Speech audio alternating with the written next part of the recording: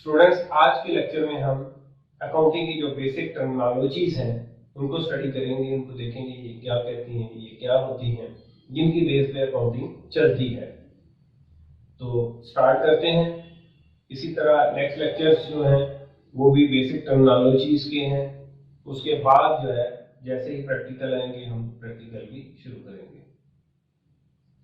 तो स्टार्ट करते हैं। Branches of accounting. To meet the increasing demands of whole community, accounting may be divided into following major branches: cost accounting, managerial accounting, financial accounting and government accounting।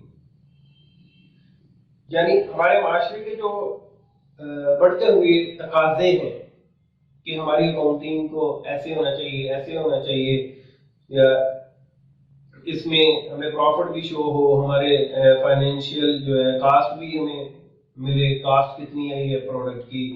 तो ज़रूरियात के मुताबिक जो accounting है वो 4 हिस्सों में डिवाइड की गई है।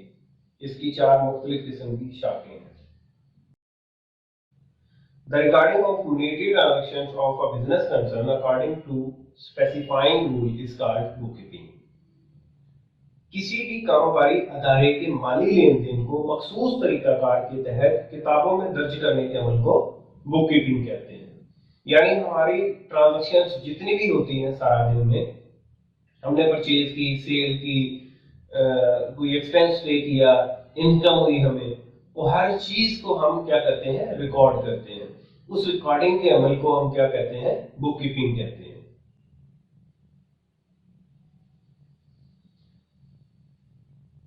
Objects of bookkeeping: to keep the business transactions in written form।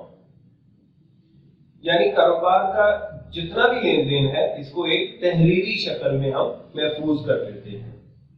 To keep complete record of those from whom money is receivable or to money is payable। यानी हमने जिन लोगों से पैसे लेने हैं और जिन लोगों को पैसे देने हैं उन सब का जो है एक मुकम्मल रिकॉर्ड रख लेते हैं। To keep record of assets and liabilities of business.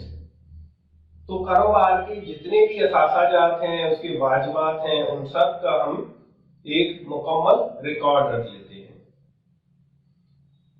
Book keeping की मदद से।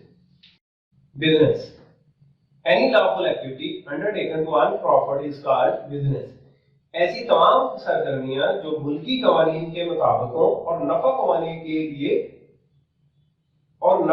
के लिए इख्तियार की जाएं, उनको कारोबार कहते हैं। यानी इसमें लॉफुल एक्टिविटीज होनी चाहिए, कानूनी होनी चाहिए, गैर कानूनी नहीं होनी चाहिए। यानी एक बंदा जो है वो सारा दिन मेहनत मजदूरी करके पैसे कमाता है, एक बंदा रात को मेहनत मजदूरी करता है, वो किस चीज पे, चोरी डकैती पे।